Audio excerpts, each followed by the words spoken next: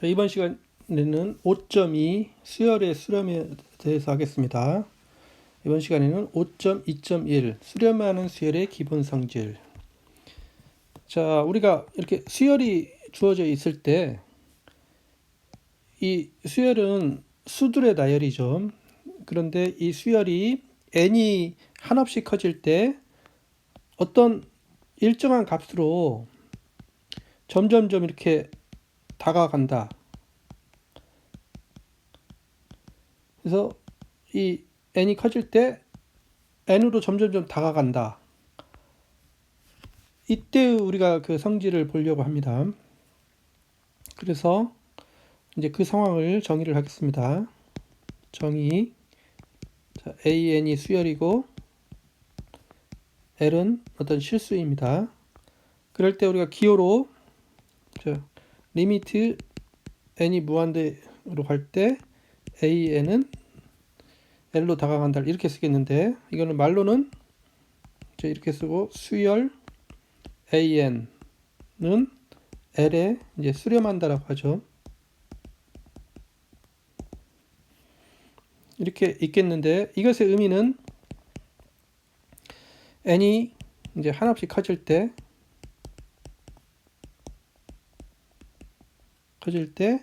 이제 an이 l에 한없이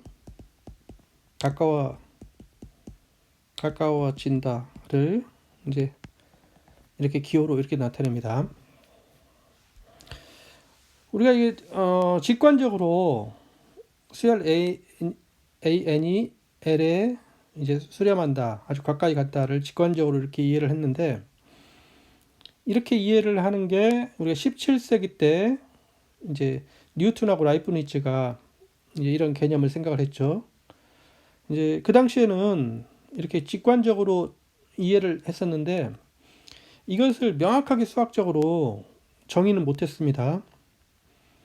그런데 이제 한 200년 후에 19세기에 와서야 이제 이것을 수학적으로 아주 명확하게 정의를 할 수가 있게 됩니다. 이때 이제 모든과 어떤 그 논리, 그 전치명제와 존재명제를 써서 정확하게 증명을 하는데, 정의를 하는데, 이제 그때 정의는 이제 참고로 이제 이렇게 되죠. 이제 임의의 입실론, 모든 입실론에 대해서 이게 양의 실수일 때, 양의 실수인 모든 입실론에 대해서 어떤 자연수 n이 존재하는 겁니다. 어떤 자연수 n이 존재한다. 그래서 모든 자연수에 대해서 이제 n이 n보다 더 크면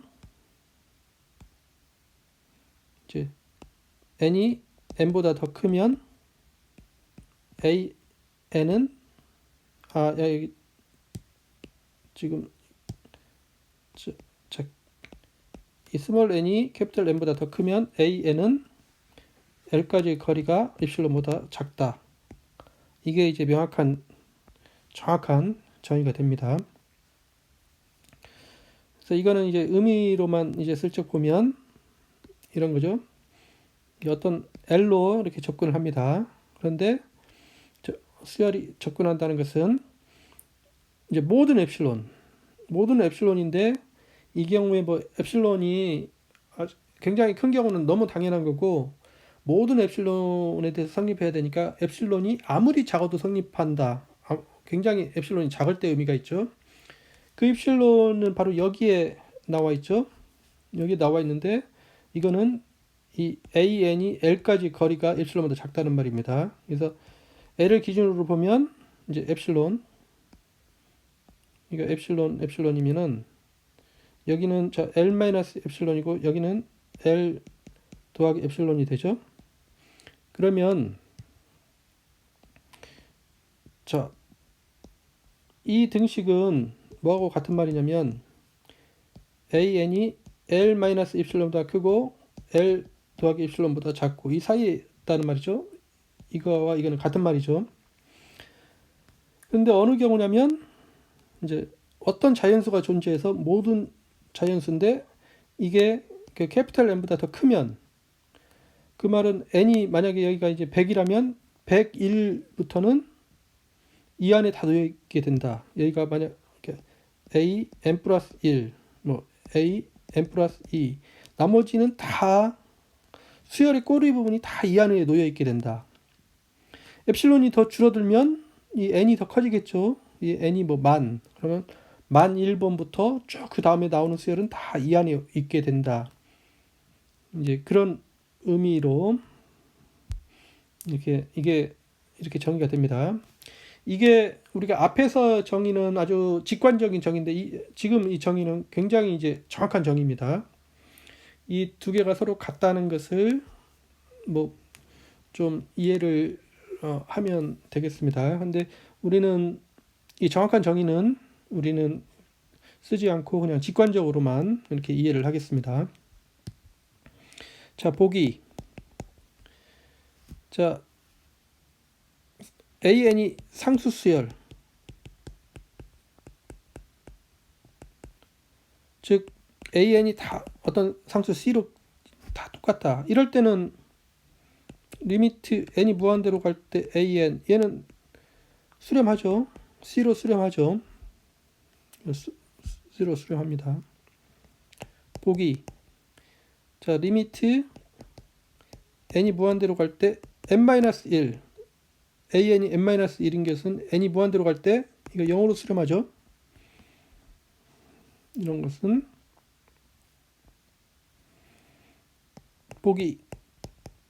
이제 리미트 n이 무한대로 갈 때 AN이 n의 제곱. 이거는 n의 제곱은 무한히 커지죠. 이건 수렴하지 않습니다. 수렴하지 않음.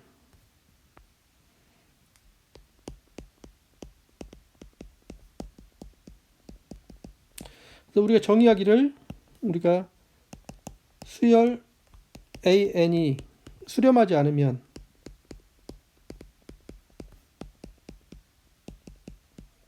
그러면 우리면 수열 AN은 발산한다고 합니다.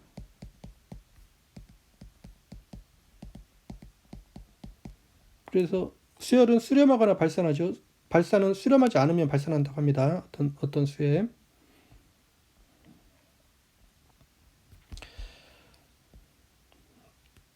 자, 수열이 주어지면 그 수열을 뭐 수렴할 수도 있고 발산할 수도 있는데 우리가 여기서 이제 무한대로 발산하는 수열을 정의를 한번 이거는 이제 특별히 정의를 하겠습니다. 이건 무한대로 발산하는 수열. 그것을 우리가 이 수열이 있는데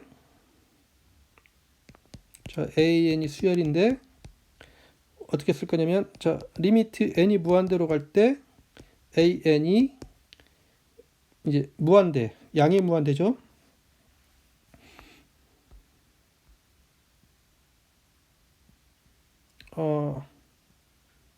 앞에서 우리가 수렴한다고 했는데 여기에 정의를 안 했네요. 수렴할 때 이때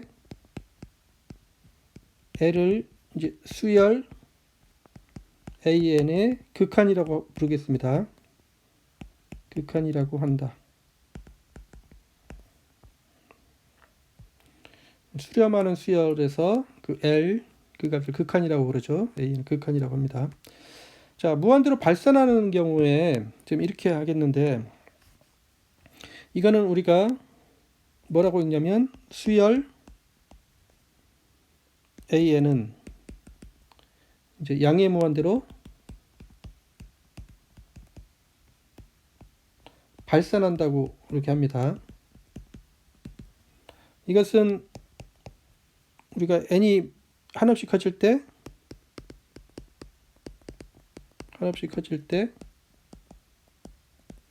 이제 AN이 양의 무한대로 한없이 커지면 우리가 이것을 양의 무한대로 발산한다고 하죠. 그리고 이때 이제 무한대를 수열 AN의 극한이라고 합니다.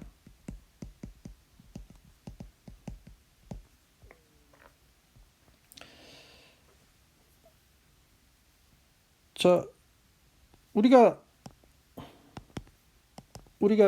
이 경우에 이제 마이너스 무한대도 똑같은 말을 할 수가 있는데, n이 무한대로 갈 때 마이너스 무한대, 이거는 위에 수열 an, 이것은 음의 무한대로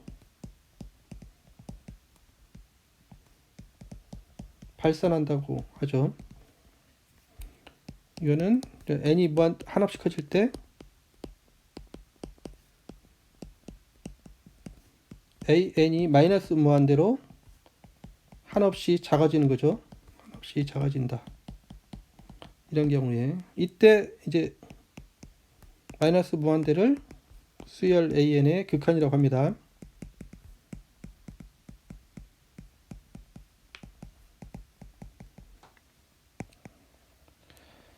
자, 그런데 이 양의 무한대로 발산하는 경우 또는 이제 음의 무한대로 발산하는 경우는 한 가지 주의할 게 있는데, 여기서 이제 발산이라고 했지만 사실은 이제 수렴하는 것으로 이해를 해야 됩니다. 앞에서 수열이 수렴한다는 것은 어떤 실수, 고정된 실수값으로 이렇게 접근한다는 거죠. 고정된 실수값으로 접근한다는 건데, 여기서 무한대로 발산하는 경우는 사실은 그냥 무한대로 수렴하는 겁니다. 무한대를 수처럼 인식을 해서 그 수열이 무한대에 가깝게 가는 거죠. 그래서 여기서는 용어는 발산이라고 했지만은 무한대를 수처럼 취급을 하면 수렴한다는 것으로 이해를 해서, 그래서 그 무한대를 이 수열이 극한이라고 하죠. 마이너스 무한대도 그래서 발산이라고 했지만은 이야기로는 그냥 수렴하는 것으로, 음의 무한대를 수처럼 취급을 해서 수렴하는 것으로 이해를 해야 됩니다. 그래서 앞에서 이제 수렴한다고 할 때는 정의가 그냥 실수로 다가가는 거니까 정의를 그렇게 했고, 그래서 무한대로 가까이 가는 것을 수렴이라고 하는 발산이라고 했지만,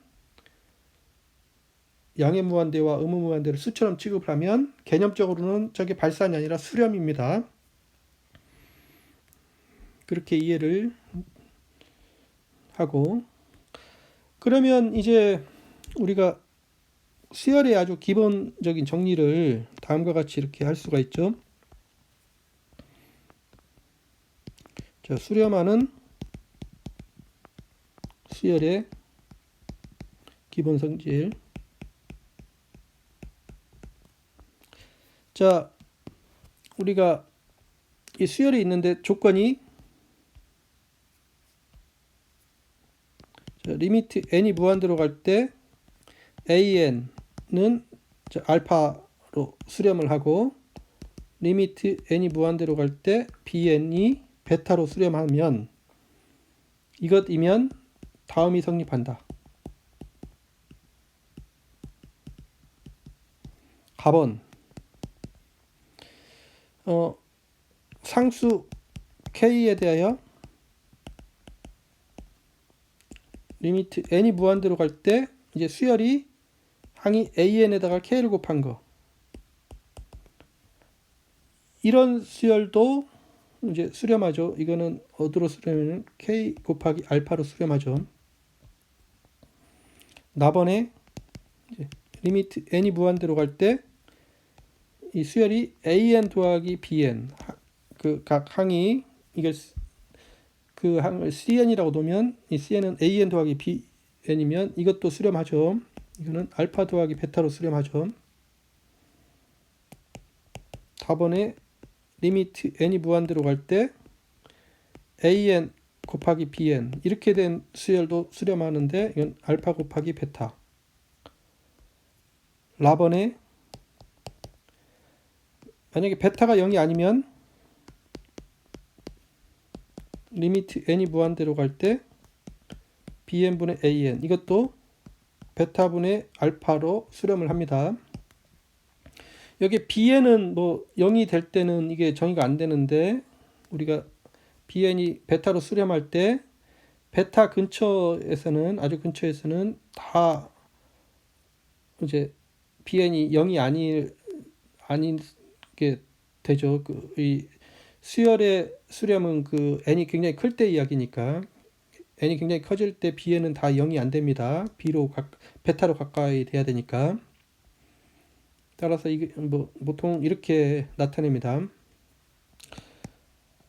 자, 이 기본 성질이 우리가 수열의 수렴을 직관적으로 받아들이면은 아주 기본적인 거죠.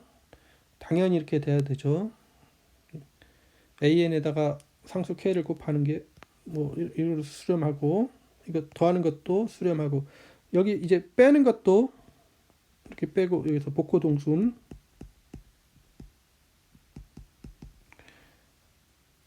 an 빼기 bn 이것도 수렴하죠. 알파 빼기 베타로.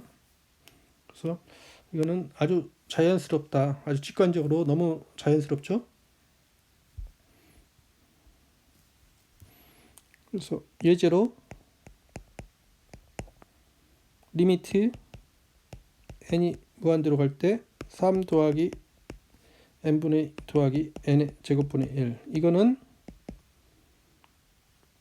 이 각각이 n이 무한대로 갈 때 각각이 수열이라고 그러면 다 수렴합니다. 그래서 이거 더해지는 것은 각각 n이 무한대로 갈 때 3 더하기 n이 무한대로 갈 때 n분의 2 더하기 n이 무한대로 갈 때 n의 제곱분의 1 이렇게 되는데, 첫째는 상수 수열이니까 3으로 수열하고, 두 번째는 n이 무한대로 갈 때 이거 0으로 수렴하죠. 세 번째도 n의 제곱분의 1 0으로 수렴하죠. 그래서 이거는 3임을 알 수가 있습니다. 자, 예제 리미트 n이 무한대로 갈 때 n분의 2n 플러스 3. 자, 이거는 n이 무한대로 갈 때 분모는 n이니까 무한대로 가죠. 분자는 2n 플러스 3, n이 무한대로 갈 때 무한대로 갑니다. 그래서 무한대분의 무한대꼴인데, 무한대분의 무한대꼴인데, 이거는 무한대분의 무한대꼴은 어떻게 될지 결정이 안 됐습니다. 이거는 수렴할 수도 있고 발산할 수도 있고 이거 자체로는 알 수가 없는데, 그래서 이런 경우에는 우리가 주어진 게 무한대분의 무한대꼴로 갈 때는 이것을 변형을 시켜서 이제 무한대분의 무한대꼴이 아니게 아주 쉬운 경우로 변형을 먼저 시키고 계산을 해야 되겠죠. 자, 이런 경우는 우리가 분자하고 분모가 둘 다 이제 1차가 최고차항인데, 1차가 최고차항이면 그 최고차항의 그 항으로 나누는 게 좋겠습니다. 이 경우는 n으로 나누는 게 좋겠습니다. 그러면 이거는 리미트 무한대로 갈 때, 자, 분자를 n으로 나누면 이거 1이 되죠. 분모를 n으로 나누면 2 더하기 n분의 3이 되죠. 그래서 이렇게 되는데, 자, 이런 형태로 바꾸면 n이 무한대로 갈 때 분모는 1, 상수니까 1로 수렴하죠. 분자는 2 더하기 n분의 3이니까 이제 2로 수렴하죠. 그래서 이거는 1로 수렴하고 이거는 2로 수렴하니까 이게 2임을 알 수가 있습니다. 이렇게 무한대분의 무한대꼴은 이제 더 간단한 형태로 변형을 시킨 다음에 적용을 하면, 기본 성질을 적용하면 이렇게 되겠습니다.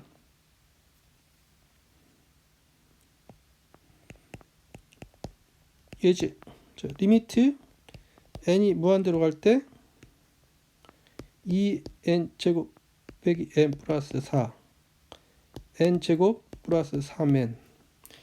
여기서 n이 무한대로 갈 때 분모가 이제 2차 n에 대해서 이제 2차 다항식이죠. 2차 다항함수인데, 여기서 n이 커질 때 그 수는 그 2차항이 다른 1차나 상수항보다 굉장히 커지기 때문에 그 결정적인 것은 2차항이 결정을 하죠. 그래서 n이 무한대로 갈 때 분모는 무한대로 가게 됩니다. 값이 무한대로 가게 되고, 분자도 2차 항이 되는데 그 중에 항이 2차하고 1차가 있는데 n이 무한대로 갈 때 1차보다는 2차가 굉장히 더 크기 때문에 2차가 그 값을 결정을 하죠. 그래서 분자도 무한대로 가서 이것도 무한대분의 무한대꼴입니다. 이 무한대분의 무한대꼴이니까 우선 이 형태를 간단히 해서 이제 다른 형태로 한번 바꿔보자. 그래서 이런 때는 그 최고차항, 여기서 분자 분모가 최고차항이 2차죠. 그 2차 항의 그걸로 나누면 되겠습니다. 여기서는 n의 2제곱으로 나누면 좋을 것 같습니다. 그래서 분자 분모를 n의 2제곱으로 나누면, 그럼 이거는 어떻게 되냐면 리미트 n이 무한대로 갈 때 분모를 n의 제곱으로 나누면 2 빼기 n분의 1 더하기 n의 제곱분의 1, 분자도 n의 제곱으로 나누면 1 더하기 n분의 3이 되죠. 이제 이러면 이제 n이 무한대로 갈 때 분모는 2는 2로 가고 n분의 1은 0으로 가고 n의 제곱분의 1도 0으로 가니까 이 분모는 2로 수렴하죠. 분자는 1은 1로 가고 n분의 3은 0으로 가니까 n이 무한대로 갈 때 이렇게 되니까 분자는 1로 수렴합니다. 그래서 이거는 기본 성질에 따라서 수렴하는 수열의 기본 성질에 따라서 2분의 1로 수렴함을 우리가 확인을 할 수가 있습니다. 자, 예제 리미트 n이 무한대로 갈 때 루트 n제곱 더하기 n 빼기 n, 이거는 n이 무한대로 갈 때 보면 앞에 항에서 빼기 이게 되는데 무한대 빼기 무한대 꼴이 됐죠. 무한대 빼기 무한대도 이게 결정이 나지 않습니다. 이게 어떤 걸로 수렴할 수도 있고 발산할 수도 있고, 이게 그래서 이것도 이제 간단한 형태로 바꾼 다음에 계산을 해야 될 것 같습니다. 이런 형태는 우리가 이제 루트가 이제 복잡한데 이 루트를 없애기 위해서 이제 분자 분모에 이 경우 이거는 리미트 n이 무한대로 갈 때 제 루트를 벗기기 위해서 여기가 분자 n제곱 더하기 n 빼기 n이 있는데 여기다가 이제 루트 n제곱 빼기 n 더하기 n 이걸 곱하면